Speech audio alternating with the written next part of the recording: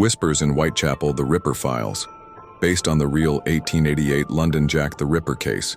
Fictionalized for horror storytelling, The Shadow in Bucks Row, London, August 31st, 1888. The fog was thick as death that morning. Marianne Polly Nichols wandered through Bucks Row. Her dress torn, her stomach growling, her pride gone. She had nowhere to sleep, nothing to eat. The gaslights flickered in the alleyways like weak stars trying to burn through the filth. A whisper came from the darkness. "Polly." She turned but saw no one. Then a sudden cold hand clamped over her mouth. A knife slashed her throat, once, then again. No scream, just blood. The man laid her down gently. Then he took his time. He opened her abdomen like a surgeon, exposed her intestines, then vanished as if into the fog itself. A passerby found her minutes later, the blood still warm. Part 2. The beginning of terror. The papers were quick to label her another casualty of East End filth. But Inspector Thomas Graves knew better. He had seen murder before, not like this. This was performance ritual, personal. Within a week, another victim was found.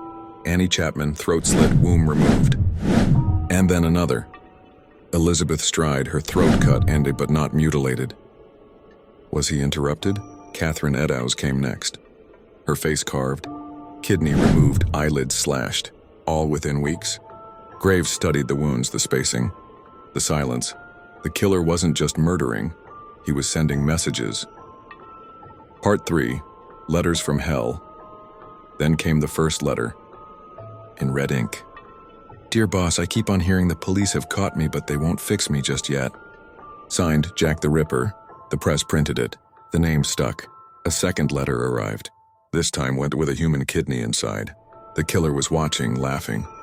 Whitechapel became a city of whispers and closed doors. Part 4. The Woman in the Mirror, November 9th, 1888.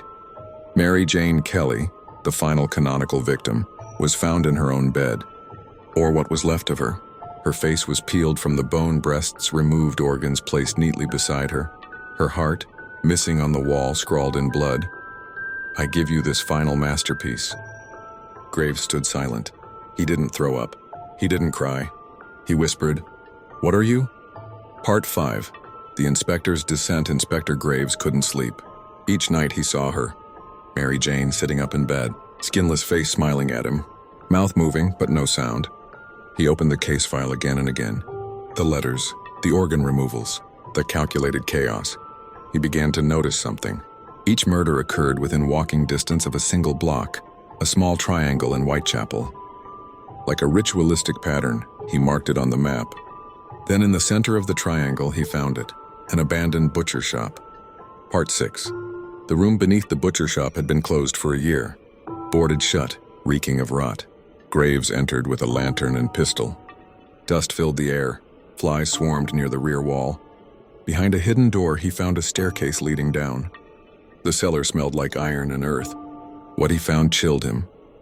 Hook's bloodstains on stone drawings of internal anatomy.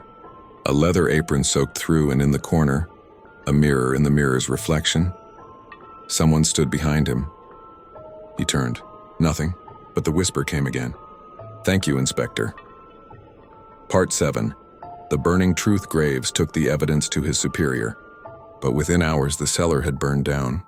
No trace left, no photographs, and his request to reopen the investigation? Denied. A man in a top hat came to his flat that night.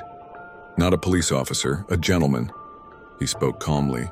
"Some ghosts are best left wandering. You're not the first to chase the Ripper, but you can be the last."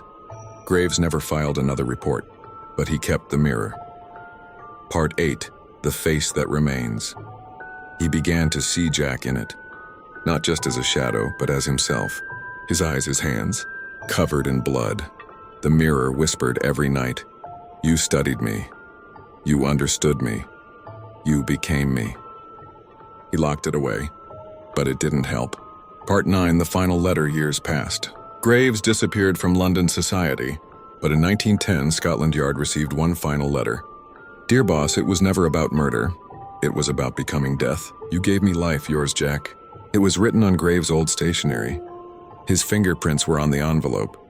His body was never found. Part 10. Whispers in Whitechapel. Whitechapel today is a modern city, But on cold, foggy nights, some say you can still hear boots on cobblestone. Some claim to see a man in a top hat, standing at the end of Bucks Row, watching, waiting. And sometimes, just sometimes, mirrors crack on their own.